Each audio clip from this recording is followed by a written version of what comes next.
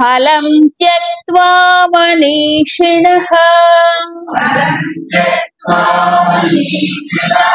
జన్మబంధ వినిర్ముక్తాః పదం గచ్చన్త్యనామయం.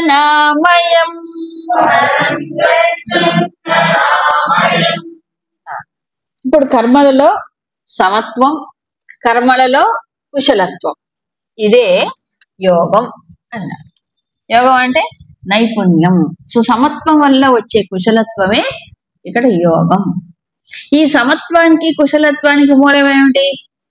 మనస్సుని సమతుల్యంలో, అంటే ఫలం పైన ఆధారపడకుండా, దాని మీద దృష్టి పెట్టకుండా కదా కర్మని చేయడంలోనే అప్పుడు ఆనందం పొందుతాడు.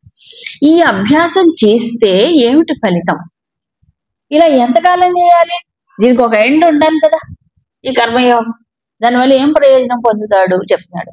బుద్ధియుక్తాహ అంటే ఈ బుద్ధి యోగముతో కర్మయోగంతో కూడినటువంటి వాళ్ళు చేస్తూ ఎవరైతే ఫలం త్యక్త్వా ఫలితాన్ని త్యజించి ఉంటారో, కర్మజం ఫలం కర్మ వల్ల వచ్చే ఫలితాన్ని మీ దృష్టి లేకుండా చేసేవాడు మనీషిణ. వాళ్ళు ఎవరు? ఇప్పుడు మనీషులు అంటే మనుషులు గారు మనీషులు అవుతారు. మనీషి, మనీషా అనే పేరు పెట్టుకుంటున్నది. మనిషి ఎవరు? మనీషా ఎవరు? మనీషులు అంటే మామూలు మనుషుల కంటే ఇంకా ఉన్నతమైన స్థితి చేరుకున్నవారు. ఉన్నత స్థితి అంటే బుద్ధిని చక్కగా సమతుల్యముగా, కేవలం అల్పమైన కర్మ ఫలితాల కోసం చేయకుండా కదా, ఒక ఉన్నతమైన ఆల్టర్ పెట్టుకొని కర్మ ఫలితాల సమర్పణ చేస్తూ ఈ కర్మక్షయం చేసుకుండేటువంటి వాడు, లోతైన ఆలోచన దృష్టి కలిగిన వాడు. అందుకే బుద్ధి యోగం అన్నారు. అలా చేసినప్పుడు ఏం జరుగుతుంది? జన్మ బంధ వినిర్ముక్తాః. ఇది రిజల్ట్. అవునా? ఈ జన్మ మళ్ళీ జన్మలు వస్తాయి కదా కర్మల వల్ల. ఆ జన్మ బంధము నుంచి పూర్తిగా వినిర్ముక్తాః విడుదల పొంది అనామయం పదం గచ్చంతి. అనామయం అంటే రోగము లేకపోవడం. మనందరికీ ఒక కామన్ రోగం ఉంది. ఏమిటి? భవ రోగం. ఈ భవరోగం నుంచి విడుదల పొందుతాడు, అదే అనామయం. తర్వాత అనామయం పదం గచ్చంతి. పదం అంటే ఓ స్థితి. ఏం పదం? ఇదిగో పరమాత్మ. అన్నిటికంటే ఉత్కృష్టమైన సర్వోత్కృష్టమైన స్థితి అది. ఆమయరహితం అంటే ఆమయం లేదు. నిరామయం, నిరంజనం అంటే చూడండి లలితా సహస్రనామంలో వస్తుంది చూడండి. నిరామయి నిరాలంబ స్వాత్మారామ సుధాశ్రుతి. కరెక్ట్గా ఇక్కడ మ్యాచ్ అవుతుంది. నిరామయం అంటే ఆమయం లేదు, నిరామయం రోగాలు లేవు. అంటే ఈ మానసికమైన చలనములు, సంచలనములు, ఉభయాలు, ఆందోళనలు లేనటువంటి. ఎప్పుడు సత్వస్థ ఆత్మవానుభవ అని చెప్పాడే, అక్కడ దృష్టి నిలుపుతాడు. నిలపగా దాంట్లో స్థిరమైపోతాడు. అప్పుడు ఈ రోగాలు ఏం ఉండవు, మానసికం శారీరకం అన్నీ ఏం ఉండవు కదా. స్వాత్మారామ అప్పుడు ఏమవుతున్నాడు? తనలోనే తాను రమిస్తాడు. సుధాశ్రుతి ఆ అమృతత్వాన్ని ఆనందిస్తాడు, అనుభవాన్ని పొందుతాడు కదా. సో బంధ వినిర్ముక్తం, తర్వాత ఆత్మానంద సుఖప్రాప్తి. అది రెండు లభిస్తాయి ఎవరికి? ఈ కర్మయోగాన్ని ఆచరణ చేయగా అది సునిశ్చితమైనటువంటి సాత్వికమైనటువంటి స్థితి కలిగినప్పుడు ఆత్మలో నిమగ్నం అవుతుంది. ఇదొక అభ్యాసం, దానికోసం ఇది అభ్యాసం. ఈ మొదటి స్టెప్పే వదిలేసేసి ఏకంగా మెడిటేషన్ మెడిటేషన్ మెడిటేషన్ అంటారు. ఇప్పుడు ఒక మెట్టు ఎక్కడ, రెండో మెట్టు ఎక్కడ, ఆ పైన ఎక్కడ డాబా మీద కూర్చుంటారా చెప్పండి? ముందు శుద్ధి కావద్దా? పాత్ర మనసు ఏకాగ్రం కావద్దా? బుద్ధి ఏకాగ్రం కావద్దా? అందుకే తర్వాత శ్లోకంలో క్లియర్ గా చెప్తాడు భగవంతుడు. ఏమండి ఈ మొదటి 5 అధ్యాయాలు పనికిరానివి, 6వ అధ్యాయమే సూటిగా మేము ప్రాక్టీస్ చేస్తాం ధ్యాన యోగం. ఇప్పుడు సమాజంలో మెడిటేషన్ పిచ్చి పెరిగిపోయింది అందరికి. Attraction, meditation meditation meditation class అంటే బోల్డ్ మంది వస్తారు. ఈ కర్మయోగం అంటే ఏం కర్మలేని, ఈ కర్మలన్నీ చిన్న చిన్నవి. పైగా వాళ్ళు చెప్పేది ఈ కర్మ చాలా అల్పం. కర్మే చేయటం చేత కాకపోతే నువ్వు బుద్ధిని తీసుకెళ్ళి ఖాళీ చేసి ఆత్మలో నిలపగలవా? పుట్టి మాటలు ప్రాక్టికల్లీ అది ఇంపాసిబుల్. అవునా? మాయ అంత మోహంలో పడేసి మాయలో పడేసి ఏంటేంటో చెప్తున్నారు. మెడిటేషన్ ఆ పేరుతో. శాస్త్రము చెప్పేవాళ్ళకి తెలియదు, వినేవాళ్ళకి తెలియదు, తెలియదు. ఈ వ్యవసాయాత్మిక బుద్ధి అవ్వాలక్కర్లేదా? ముందు ఏకాగ్రం కావాలా? కర్మలోనే దృష్టి నిలపనప్పుడు భగవంతుడి పైన మనస్సు లగ్నము చేసి నిలిపి చేస్తాడా? సాధ్యమా? మరి ఎందుకు మాయలో నాటకాలన్నీను? ఏమో మోసపుచ్చుతున్నారు, మోసపోతున్నారు కదా. కాబట్టి కర్మయోగ అభ్యాసం తక్కువ కాదండి. దృష్టి నీ లోపల ఉండే పరమాత్మలో నిలిపి నువ్వు కర్మను చెయ్యి. అప్పుడు గాని వాసనలు పూర్తిగా క్షయం అవుతాయి. సమర్పణ చేసి చెయ్యి. లేకపోతే ఆ లోపల ఉంటూనే ఉంటాయి వాటి ప్రేరణలు, వాటి యొక్క సంకల్పాలు పీకుతూనే ఉంటాయి ఎప్పుడు. కాబట్టి కర్మయోగ ఆచరణ వల్ల బంధము కాదు, ఏమవుతున్నాడు? ముక్తిని పొందుతాడు ఫైనల్ గా. ఎప్పుడు? ఇది ఆచరణ చేయగా. అందుకే మనీషిణ అన్నాడు. అంటే సునిశ్చితమై సత్వములో ఉంచి శాంతమై. గురుదేవులు 3 టర్మ్స్ చెప్పేవారు: క్వైట్, అలర్ట్, విజిలెంట్. అంటే క్వైట్ అంటే శాంతమైన, తర్వాత మెలకువగా ఉన్న, ప్లస్ జాగరూకమైన బుద్ధి కావాలి. దేనికి?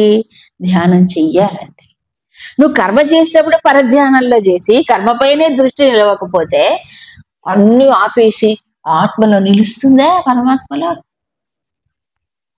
చెప్పండి. అవునా? అందుకు ప్రతిదీ కూడా జీవితంలో చేసే కర్మలో దృష్టి నిలపాలి. అనాలోచితంగా ఒక్క పని చేయకూడదు.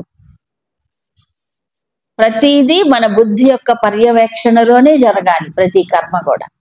అవును? యాంత్రికంగా చేసే పనుల వల్ల ఏమీ జరగదు. యాంత్రికంగా కాదు, ఏమైనా దృష్టి నిలిపి చేయడం. ఫస్ట్ దృష్టి నిలిపి చేయాలంటే బుద్ధి చెదరకూడదు. ఇక దేనిపైన, ఇతర విషయాలపైన దృష్టి వెళ్ళకూడదు. మరి ఎక్కడ నిలపాలి? లోపల పరమాత్మని స్మరణ చేసుకుంటూ తలుచుకుంటూ చేయడం. అంటే అది కూడా డిస్టర్బెన్సా? కాదు. వస్తువు కాదు కదా. ఆ పరమాత్మలో తెలిసినప్పుడు వేరే ప్రేరణలు ఉండకూడదు. శంకర భాష్యంలో ఒక చోట ఏం చెప్తారంటే, నువ్వు సమర్పణ భావంతో కర్మ చేసినా ఈ కర్మ చేత భగవంతుడు సంప్రీతుడవుగాక అనేది కూడా నీకు వికల్పమే. అది కూడా ఉండకూడదు. నీ కర్మ చేత భగవంతుడు సంప్రీతి చెందాలా అంటే ఆయన ఏం కోరుకున్నాడా? నువ్వు సమర్పించమని కదా. సమర్పణ చెయ్యి అంతే, అది కూడా నువ్వు కోరుకోవద్దు. అవునా? కాబట్టి సమర్పణ చేయడం ఒక్కటే. భగవత్ ప్రీతి అనేది కూడా కోరుకోవు. ప్రీతి అనేది ఒక కోరికే. ఆయన నన్ను ఆశీర్వదించాలి, ఆయన ఇది చూపించాలి, నేను ఇది చేసినందుకంటే ఇది కూడా ఆశే కదా, ఇది కూడా కోరికే కదా. మరి ఎందుకు? నువ్వు ప్రీతితో చెయ్యి, నువ్వు సమర్పణతో చెయ్యి. కాబట్టి ఏ సంకల్పమో అక్కడ పైకి లేకూడదు. అందుకే తర్వాత 6వ అధ్యాయంలో వస్తుంది, ఎప్పుడు నువ్వు ధ్యానాన్ని కూర్చోవాలంటే యోగారూఢ స్థితి కలిగినప్పుడు అంటాడు. యోగారూఢ స్థితి ఎప్పుడు వస్తుంది? కర్మ గురించిన సంకల్పాలు వచ్చినంత వరకు రాదు. అందుకు ధ్యానం ఏం చేస్తాడు? కూర్చొని ఒక్క భగవద్గీత చాలండి మానవుడికి ఎప్పుడు ఏది ఎలా చెయ్యాలి అని గైడెన్స్, ఒక మార్గదర్శనం ఒక్క భగవద్గీతను ఇస్తుంది చాలు. అది బాగా అధ్యయనం చేస్తే అన్ని సందేహాలు నివృత్తి అయిపోతాయి కదా. సో కర్మయోగ ఆచరణ ఎందుకు? కర్మ బంధం నుంచి పూర్తిగా బయటపడి ఆ స్వాత్మారామ తనలో తాను రమించే స్థితిని పొందటానికి, ఈ భవరోగ నివారణకి ముందు ప్రాథమిక స్థాయిలో అది ఒక సాధన చెప్పారు. తర్వాత ఇప్పుడు ఈ ద్వంద్వాలకి చెదరకుండా బుద్ధి సమత్వ స్థితిలో పెట్టుకున్న వచ్చింది అనటానికి టెస్ట్ ఏమిటి? టెస్ట్ ఉంటుందిగా, ఓ పరీక్ష. నేను నిజంగా సమత్వాన్ని పొందేనా అనే దానికి ఓ పరీక్ష ఉండాలి కదా. ఏమిటా టెస్ట్ చూడండి 52. యదా తే మోహ కలిలం బుద్ధిర్వ్యతితరిష్యతి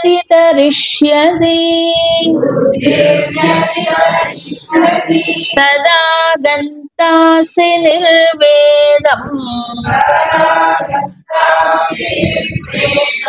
శ్రోతవ్యస్య శ్రుతస్య చ.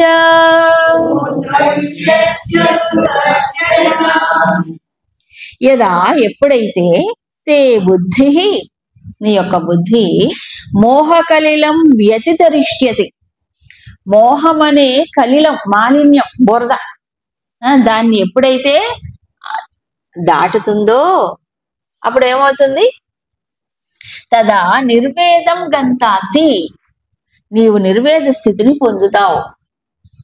ఏ విషయంలో? శ్రోతవ్యస్య శ్రుతస్య చ. శ్రోతవ్యం శ్రుతస్య 2 పదాలు. అంటే ఇంతకు ముందు విన్నటువంటి వాటి విషయంలో, శ్రోతవ్యం ఇక ముందు వినబోయే వాటి విషయంలో, ఈ రెండిటిని కూడా నువ్వు చక్కగా నిర్వేద స్థితిలోనే స్వీకరిస్తావు. నిర్వేదం రెండిటికి తాకబడవు, స్పృశించబడవు. నిర్వేదం అంటే కదా, అది పొందుతావు ఎప్పుడు? ఈ బుద్ధిలో మోహం అనే బురద పోయినప్పుడు. మోహం అనే బురద అంటే, మోహం అనే మాలిన్యం అంటే కర్మలు, కర్మ ఫలితాలు, ఫలాశక్తి కదా, ఇదే మోహం. అంతేనా కాదా? ఇది అలా జరగాలి, అలా ఉండాలి, ఇలా ఉండాలి, ఓ రకరకాలు. ఇదంతా మోహం కిందికి వస్తుంది. అవునా? మోహం వల్లనే బుద్ధి ఏమవుతుంది? చెదిరిపోతుంది, ఏకాగ్రత కూలిపోతుంది, సమతుల్యత అది పోగొట్టుకుంటుంది. సో అప్పుడు టెస్ట్ ఏమిటి? ఎవరికి వాళ్ళే టెస్ట్ చేసుకోవాలి. ఏమిటి? నా బుద్ధిలో మోహం పోయింది, గొప్ప వివేకం వచ్చేసింది అని అనుకుంటే, ఇంతకు ముందు విన్నవి ఇక ముందు వినబోయి, అంటే వినటమే కాదు, చెవితో ఈ అన్ని రకాలైనటువంటి ఇంద్రియ ద్వంద్వాలు, అంటే చూసినవి చూడబోయేవి కదా, తాకినవి తాకబోయేవి, అన్ని ఇంద్రియ విషయాల్లో వచ్చేటువంటి ద్వంద్వాలు. ఇందాక సుఖ దుఃఖాలు, లాభాలాభాలు, జయాపజయాలు చెప్పారు కదా, అలాగే ఈ రెండిటి విషయంలో నిర్వేదం గంతాసి. నిర్వేదం అంటే అది వచ్చినా ఏది విన్నా పట్టించుకో, ఇక ముందు రాబోయే వాటి గురించి కూడా ఆలోచించండు. ఏది వచ్చినా కూడా ఇండిఫరెంట్, అంటే దాని మీద అతని పైన ప్రభావం ఉండదు. ఇది ప్రభావం ఉన్నది అంటే మోహకలిలం ఉన్నట్టే లెక్క. ఈ ద్వంద్వాలని ఇప్పుడు సపోజ్ ఒకటి చూసేమో, రమణ భగవాన్ చూడండి, ఆయన కళ్ళు చూసారా? కొన్ని చిత్రపటాల్లో ఆయన కళ్ళల్లో కళ్ళు పెట్టి చూడండి భగవాన్ కళ్ళ, ఏ సంకల్పాలు రావు మనకి. ఎందుకంటే ఆయన దృష్టి లౌకికం కాదు కాబట్టి. భగవాన్ దృష్టి నిత్య నిరంతరం ఎక్కడ ఉండేది? నిత్య సమాధి. ఆయన జ్ఞాని. నిత్య సమాధిలో ఉన్నటువంటి వాడి దృష్టి ఎక్కడ లౌకికమైన పైన దానిపైన ఉండదు, అలౌకికమే. అది అలౌకికం అంటే ఏంటి? ఈ లోకానికి సంబంధించింది కాదు. అవునా? అక్కడ ఉంటుంది. ఈ దృష్టి ఎప్పుడైతే పరమాత్మపై నిలిచిందో అప్పుడు ఈ వస్తాయి, ఏవైనా రాని అంటే ఏవైనా పోనేయండి, ఏమీ కాదు. ఇప్పుడు గురుదేవులకి ఎగ్జాంపుల్ చెప్తారు. కెమెరా క్లిక్ క్లిక్ క్లిక్ అంటే ఏమవుతుంది? ఈ ఎటువైపు పెట్టి నొక్కితే ఆ ఫోటోలన్నీ లోపల ఏమిటంటారు, దానిపైన పడతాయి మచ్చలుగా. ఆ నల్లటి నీళ్ళు తీసేసి ఓ తెల్ల కాగితం పెట్టండి, అప్పుడు ఏమి పడవు, మచ్చలే పడవు. అలాగా వస్తుంటాయి అన్ని, ఏమవుతాయి? దానిపైన డిపాజిట్ కాదు. ఎవరిది? ఈ బుద్ధి పైన డిపాజిట్ కాదు. తర్వాత శ్రోతవ్య, ఇంకా రాబోయేటువంటివి కూడా, అంటే భవిష్యత్తు గాని, గతము గాని, వర్తము గాని, దేని ప్రభావము ఉంటుంది. ఎట్లా అండి? ఎట్లా సాధ్యం? ఎలాగా? భూత భవిష్య వర్తమానాల్లో మారకుండా ఉండేది ఎవరు? ఓ పరమాత్మ. సో అక్కడ నిలిచినప్పుడు ఇవన్నీ ఏమవుతున్నాయి? తపోవన్ మహారాజ్ గురించి ఒక ఇన్సిడెంట్ చెప్పేవారు. ఆయన ఉత్తరకాశీలో ఉన్నారు. ఆయన సాక్షాత్తు నడుస్తున్న పరబ్రహ్మం అనేవాళ్ళు ఆ రోజుల్లో. మరి యాత్రికుల్లో వాళ్ళ ఊరు కేరళకు సంబంధించిన వాళ్ళు ఉంటారుగా, వాళ్ళు ఎప్పుడైనా వచ్చి కేరళ దేశం గురించి, పాలఘాట్ డిస్ట్రిక్ట్ గురించి, వాళ్ళ ఊరు గురించి, వాళ్ళ బంధువుల గురించి మాట్లాడుతుంటారు. వాళ్ళకు ఉంటుంది కదా మాట్లాడుతుంటే "ఉమ్, ఆ, ఓహ్" అనేవారు. వాళ్ళు మాట్లాడుతుంటే పాపం ఊహు ఆహా అనాలి కదా అని వాళ్ళు వెళ్ళిపోయిన తర్వాత మన గురుదేవులు అప్పుడు శిష్యుడిగా ఉండేవారు. పాపం వాళ్ళు ఏదో చెప్తుంటారు, కల్లో మనం ఏదో అన్ని వింటుంటా చూస్తుంటాం, మనకేమవుతుంది ఏం కాదు కదా అని. కల్లో వచ్చిన అనుభవం లాగా ఈ శరీరంతో వచ్చిన అనుభవం అలా చూస్తాడు నిర్వికారంగా అని అర్థం. దాన్ని ఎంకరేజ్ చేయడం, దాన్ని డిస్కరేజ్ చేయడం, వస్తాయి పోతాయి. Is not touched by them. ఎప్పుడు శ్రోతవ్య శృతస్య అంటే గతంలో కానీ భవిష్యత్తులో కానీ. ఎందుకంటే మనిషికి వర్తమానం మీద కంటే ఎప్పుడు కూడా మైండ్ గతంలోకి ఏమవుతుంది కూరుకుపోతుంది, లేదా భవిష్యత్తులోకి ఎగిరిపోతుంది. అవునా? ఈ వర్తమానంలో ఉండదు మనస్సు జనరల్ గా. కాబట్టి ఈ రెండు, ఏది గతంలో జరిగినవి కానీ జరగబోయేవి కానీ, రెండింటి గురించి చింతలు ఉండవు. అంతేగా మనిషికి ఇప్పుడు బాగానే ఉంటాడు, ఆ చిన్నప్పుడు అట్టగైందండి ఎన్ని కష్టాలు పడ్డా ఇప్పుడు ఏడుస్తాడు కూర్చొని. ఇప్పుడు బాగానే ఉన్నావుగా, ఎందుకు అప్పుడు తలుచుకొని ఏడవ సుఖంగా ఉండొచ్చు కదా. అది తలుచుకొని ఏడుస్తుంది. అప్పుడు నన్ను వాళ్ళు ఎంత మాట అన్నారనుకున్నాను, ఇప్పుడు సుఖంగా ఉండొచ్చు శాంతి, ఇప్పుడు అది తలుచుకోలేదు బాగా. గతంలో పోతుంది శ్రోతవ్య, అప్పుడు అన్నారు ఇప్పుడు తలుచుకొని ఏడుస్తుంది. లేకపోతే భవిష్యత్, అది జరగదు, అలాగవుతుందేమో, ఇలా అవుతామో, అక్కడ పోతే ఏమవుతుందో, ఇక్కడ పోతే ఏమవుతుందో ఊహించుకుంటుంది. సరిగ్గా జరగదేమో, ఇది ఇలాగవుతుందేమో కదా, ఈ రకంగా ఊహించుకుంటుంది భవిష్యత్తు. ఈ రెండిటి గురించినటువంటి ఇది ఉండదు, ప్రభావం ఉండదు. నిర్వేద స్థితి అంటే నిర్వేద స్థితి. ఎందుకు? ఇప్పుడు ఇట్లా జరగాలి అట్లా జరగాలి ఆశలు పెట్టుకున్నప్పుడు ఇవి, అవునా కదా, ఈ జరగని కర్మ వచ్చేది జరగదు. ఇలాంటి స్థితిలో చేయమన్నాడు. కాబట్టి మోహం పోయింది, జ్ఞానం వచ్చింది అంటే ఈ నిర్వేద స్థితి రావాలి. ఇది టెస్ట్, యాసిడ్ టెస్ట్. మనకి ఎవరు చెప్పక్కర్లే నువ్వు జ్ఞానం అయిపోయావు, అబ్బో ఎంత జ్ఞానం, దేన్ని బట్టి మోహం పోతేనే జ్ఞానం. ఈ నిర్వేద స్థితి రావాలి.